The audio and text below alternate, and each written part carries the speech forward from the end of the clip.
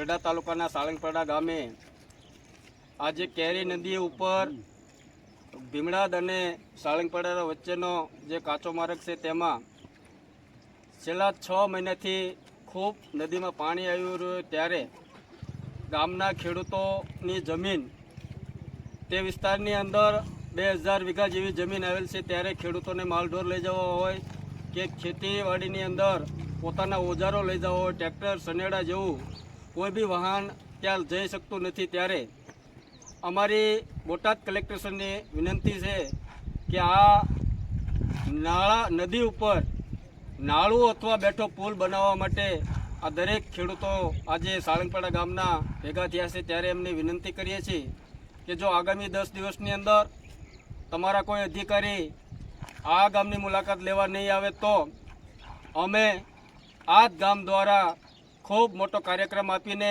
ખેડૂતોને સાથે રાખીને અમે ઉગ્ર આંદોલન કરશું। એટલા માટે હું સરકારને વિનંતી કરું છું કે તમારા અધિકારીને સાળંગપડા ગામે મોકલીને આનો એક સર્વે કરાવીને કેવી રીતે વ્યવસ્થા કરવી એ માટે હું તંત્રને પણ વિનંતી કરું છું। એટલા માટે હું દરેક મિત્રો અને ખેડૂતોને પણ વિનંતી કરું છું કે દરેક જાગૃત થાવ અને આ ખેડૂતો અત્યારે પણ અમે ચીમકી આપીએ છીએ જો સાળંગપડા ગામની અંદર આ પુલ નહીં બનાવવામાં આવે તો અમે આ ગામવાળા પણ વિસાવદરવાળી કરવા તૈયાર છીએ। ખેડૂતો આપણે વિસાવદરવાળી કરવા તૈયાર છીએ ને, એટલા માટે હું તંત્રને પણ વિનંતી કરું છું કે આ તાત્કાલિક આ ખેડૂતોને આવવા જવા માટેનો રસ્તો કરવામાં આવે। ભારત માતા કી જય, જય જવાન, જય જવાન, જય જવાન। સાળંગપડા ગામે ખૂબ જે સામાકાંઠો કહેવાય એની અંદર 2000 વીઘા જમીન આવેલી છે। આ 2000 વીઘામાં ખેડૂત ખાતેદારો ખૂબ મુશ્કેલી અને ખૂબ હેરાન પરેશાન થાય છે। તમે જોઈ શકો છો આ બધા ભાઈ ખેડૂતોને દેખાડો, આ ખેડૂતોની વેદના જોવો। કોઈ ખેડૂતો આમાંથી આ પાણી આટલું હોય અને ખેડૂત તમારે શું પ્રશ્ન છે એ પણ તો આપણે સરકાર સુધી આ પાણીમાં રસ્તો બનાવવા માટે હું મારું ગામ હોય એટલા માટે તંત્રને પણ કહેવા માંગુ છું કે તમે તંત્રને કે થોડા દિવસની અંદર આ તમે રોડની તપાસ કરો, કેટલી વ્યવસ્થા થાય, કેવી રીતે રોડ બને એ અમે ગામ દ્વારા સહયોગ આપીને, નહીં કોઈ ભાજપ કે નહીં કોઈ કોંગ્રેસ કે નહીં કોઈ આમ આદમી પાર્ટી, હું દરેક નેતાઓને કહેવા માંગુ છું કે ખેડૂતોની વેદના સાથે આપણે બધા સાથે ઊભા રહીને આ કેવી રીતે સમસ્યાનો હલ આવે માટે આપણે કામ કરીને આગામી દિવસની અંદર જો કોઈ સરકાર આ કામ ઉપર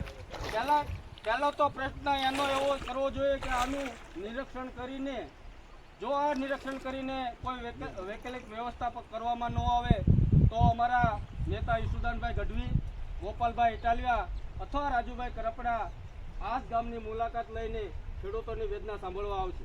એટલા માટે મેં તંત્રને વિનંતી કરું છું કે બોટાદના કલેક્ટરશ્રી હોય કે એમને વિનંતી કરું છું કે તમારી ટીમ દ્વારા અમારા ગામની મુલાકાત લો અને ખેડૂતોની વેદના સાંભળો। આ ખેડૂતો છે, ખેડૂતોને પૂછો કે તમે કેટલા ટાઈમથી પસાર થયો છો અને શું કરો તમે અહીંયા પહેલો વરસાદ પ્રથમ પહેલા અમારે 14 ઇંચ પડ્યો। પહેલા વરસાદથી આજ સુધી ખેડૂતોને વાડીએ જવા માટે, ખેતરે જવા માટે, માલ ઢોરની નીણ પૂળો ઢોર વાડીએ લઈ જવા માટે એટલી બધી હાડમારી, કોઈ રસ્તો જ નથી, હાલવું ક્યાં વાડીઓમાં રહે અને વાડીઓમાં 25% ખેડૂતો વાડીઓમાં રહેણા છે તો એને ગામમાં આવવા માટે કોઈ વસ્તુ લઈ જવા માટે એટલી બધી હાડમારી છે। તો સરકારને નમ્ર વિનંતી છે કે અમને તત્કાલ કંઈક ચાલવાની વ્યવસ્થા, પુલ બનાવી આપે કે બેઠો પુલ આપે, ગમે કે રોડ ભીમડાનો શરૂ કરાવી આપે, આવી અમારી નમ્ર અપીલ છે।